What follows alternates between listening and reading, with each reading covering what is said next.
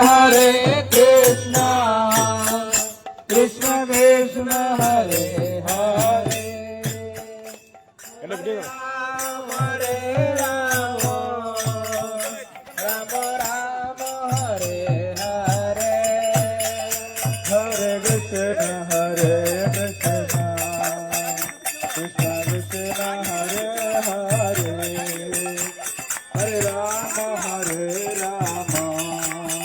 রাম রাম হরে হরে হরে কৃষ্ণ কৃষ্ণ কৃষ্ণ কৃষ্ণ হরে হরে হরে রাম রাম রাম হরে হরে নেতায় গর হরি বল হরি বল হরি বল হরি বল হরি বল হরি বল হরি বল হরি বল হরি হরি বল হরে কৃষ্ণ হরে কৃষ্ণ হরে কৃষ্ণ হরে কৃষ্ণ হরে কৃষ্ণ কৃষ্ণ কৃষ্ণ হরে হরে হরে রাম রাম রাম হরে হরে।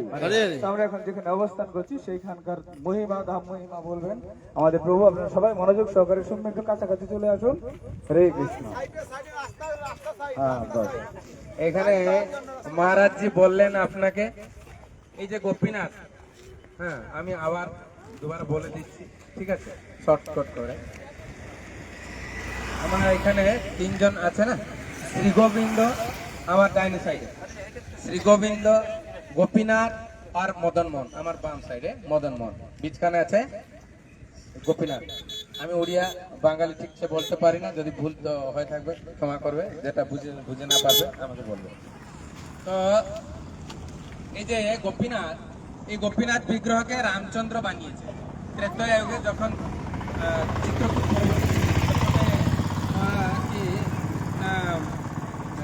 অযোধ্যা হয়, প্রয়াগরাজ হয়, চিত্রকূট গিয়েছিলেন। আর চিত্রকূটে 10.5 বর্ষ কি 11 বর্ষ ওইখানে থাকিয়েছিলেন। তো ওইখানে একদিন সন্ধ্যার সময় কি হলো না, রামচন্দ্র এই বসেছেন আর সীতামায়া বসেছেন।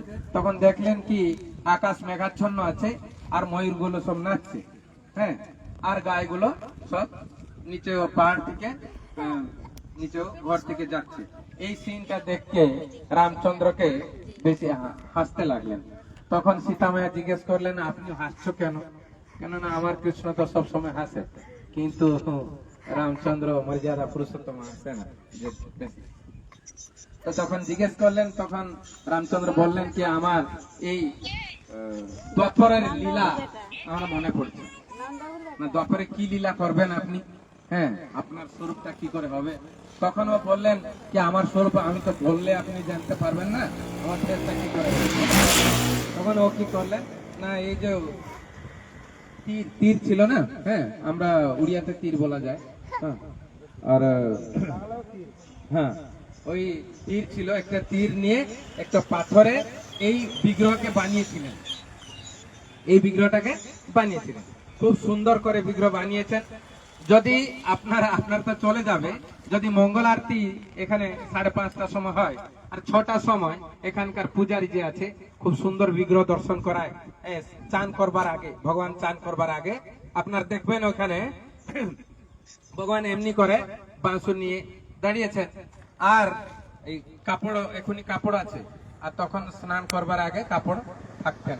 তাহলে কি হচ্ছে না, তেল ফেল মাখিয়ে দিয়ে দর্শন করায় পূজারী। আপনার দেখবেন এখানে 4 সখী আছে, এই 2 সখী উপরে, 2 সখী নিচে, 4 সখী এইদিকে, এই 4 সখী 8 সখী আছে। আর নিচে তার পায়ের নিচে, হ্যাঁ, 12টা গায়ে আছে, আর গোয়াল বাল সব আছে, হ্যাঁ, লাঠি নিয়ে ওরা দাঁড়িয়েছে সবাই, হ্যাঁ, আর গাছগুলো আছে। এই মানে বৃন্দাবনের যে মানে 12 বনের যে লীলাটা সেখানে আছে। আর এই 2 সাইডে, মাথার 2 সাইডে গোল গোল আছে, একটা গোলে ভিতরে চারণ সঙ্গে কৃষ্ণ, আর এক সাইডে মুষ্টিক সঙ্গে বলরাম। চারণ মুষ্টিককে কংসের 2 জন মুষ্টিযোদ্ধা ছিলেন। চারণ সঙ্গে কৃষ্ণ আর মুষ্টিক সঙ্গে বলরাম মুষ্টিযুদ্ধ করছে। আর মাঝখানে তিনটা জাম্বু ফল আছে। হ্যাঁ, এটা কাপড় মানে সকাল সময় দর্শন হয়। মাঝখানে তিনটা জাম্বু ফল আছে। জাম্বু ফল কি না, একটা বড় বড় ফল হয়, যে ফলকে নিয়ে ভগবান মানে হকির মতন খেলা যায়। হ্যাঁ, গাইগুলো ছেড়ে দিয়ে কৃষ্ণ কি করছিলেন, ওনার সঙ্গে সঙ্গে নিয়ে হ্যাঁ ওই হকির মতন খেলছিলেন। আর একটা ওই জাম্বু ফল পড়ে গেল যমুনায়, তখন ওই কালীয় দোলন লীলাটা হয়েছিল। তো এই তিনটা জাম্বু ফল আছে, আর বীজখানে যে জাম্বু ফলটা আছে তার উপরে ভগবানের অনন্ত সজ্জা দর্শন করবেন আপনারা, যদি কেউ ভাগ্য হলো আসবে দর্শন করতে। হ্যাঁ, এই পুরো বিগ্রহটা খুব সুন্দর করে বানিয়েছে।